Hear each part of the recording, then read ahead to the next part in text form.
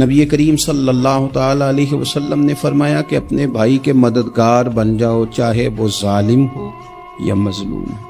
فوری طور پر انسانی ذہن میں سوال اٹھتا ہے کہ یا رسول اللہ صلی اللہ تعالی علیہ وسلم، کہ مظلوم کی مدد تو سمجھ میں آتی ہے، ظالم کی مدد کیسے کریں؟ تو اللہ کے حبیب علیہ الصلوۃ والسلام دیکھیں کتنا نفسیات کے قریب، کتنا آسان کر کے، کتنا انسانی سطح جس کو بڑی جلدی قبول کرے، اس طرح حضور نصیحت فرماتے، یا رسول اللہ صلی اللہ تعالی علیہ وسلم یہ بھلا ظالم کی مدد کیسے کریں؟ تو حضور نے فرمایا اسے ظلم کرنے سے روک دو، یہی تمہاری اس کے لیے مدد ہے۔ تم اسے سمجھاؤ کہ یہ بات غلط ہے، تم اسے کہو کہ تم زیادتی پر ہو، تم اسے کہو کہ تم غلط بات پہ اڑ گئے، تم اسے سمجھاؤ کہ جس رستے کے تم مسافر بنے ہو یہ رستہ ٹھیک نہیں ہے، یہ تمہاری مدد ہوگی اس کے لیے۔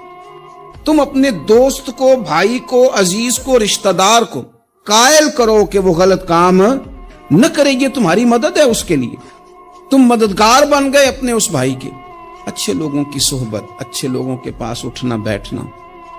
آج کل اس کا ترجمہ اور بھی کیا جا سکتا ہے کہ اچھے لوگوں کو سننا، اچھے لوگوں کی بات پر توجہ دینا۔ ہمارا نا ایک مزاج ہے ذائقہ بدلنے کا،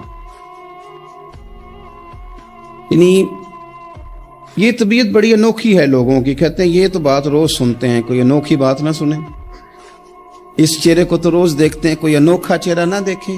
لیکن درویش کیا کہتے ہیں پاہمیں سونے ملن ہزارہ، آسان نہیں یار بٹونا۔ او بھائی یہ مطلب سنو تو صحیح جی فلانا کیا کہہ رہا ہے۔ او بھائی خدا کے بندے پہلے تو اپنوں کی تو سن لے، وہ تو سمجھ لے، اس پر تو تھوڑا سا تو غور کر لے۔ ہم اس طرح الجھ جاتے ہیں اور قصداً الجھاؤ پیدا کرتے ہیں، ادھر بھی تھوڑا گئے، ادھر بھی تھوڑا گئے، اتنی بھی تھوڑی سنی، ٹھیک ہے، یہاں تو آپ پھر اتنا وقت رکھتے ہوں کہ سب کی بات سنیں اور اتنی صلاحیت رکھتے ہوں کہ اس کو پرکھ بھی سکیں، اور آپ اپنی ذہنی سطح پہ لا کے پھر صحیح کو صحیح کہنے کی طاقت رکھتے ہوں، غلط کو غلط کہنے کی اور جاننے کی صلاحیت رکھتے ہوں، تو آپ یہ کام کریں۔ لیکن اگر ایسا نہیں ہے تو پھر تو آپ اثر قبول کریں گے، پھر تو معاملات اور طرح کے ہو جائیں گے۔ اس لیے کوشش کریں کہ صالحین کی سنگت، نبی پاک صلی اللہ تعالی علیہ وسلم نے فرمایا، میرا خیال ہے اس عنوان پر اس سے زیادہ قیمتی بات نہیں ہو سکتی۔ اللہ کے حبیب علیہ الصلوۃ والسلام نے فرمایا کہ انسان اپنے دوستوں کے دین پہ ہوتا ہے۔ ہوئے ہوئے اتنی بڑی بات فرمایا، انسان اپنے دوستوں کے مذہب پر ہوتا ہے۔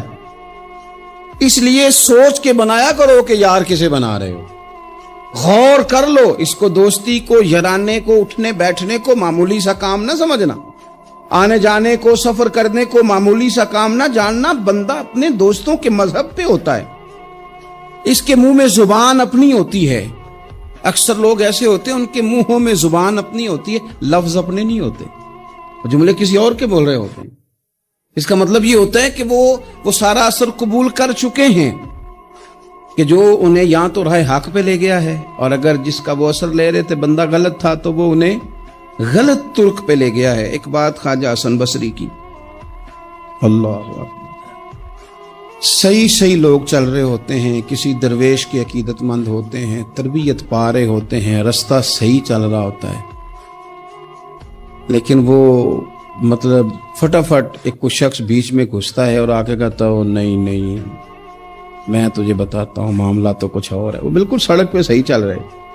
اب انہوں نے غلطی کیا کی، انہوں نے ہر چمکنے والی چیز کو سونا سمجھ لیا، انہوں نے ہر اجلی چیز کو طیب جان لیا۔ حضرت خواجہ حسن بصری فرماتے ہیں بروں کی صحبت میں نہ بیٹھنا، بروں کی صحبت تجھے اچھوں سے بدگمان کر دے گی۔ وہ تیرے ذہن میں اچھوں کے بارے میں، حضرت پیر چندن شاہ صاحب رحمۃ اللہ تعالی علیہ آل و مہار شریف والے، حضرت پیر چندن شاہ صاحب رحمۃ اللہ علیہ کے پاس نا ایک نوجوان آیا تو پیار ہو گیا، وہ بیٹھنے لگا، طریقت سیکھنے لگا۔ وہ لوگ بھی بڑے خالص تھے، انہیں مریدوں کی صورت میں طاقت نہیں چاہیے ہوتی تھی، بلکہ انہیں مریدوں کی صورت میں وہ لوگ چاہیے ہوتے تھے جو ان کا پیغام آگے پہنچائیں۔ جو ان سے وہ سیکھیں جو وہ سکھا کے انہیں دیندار بنانا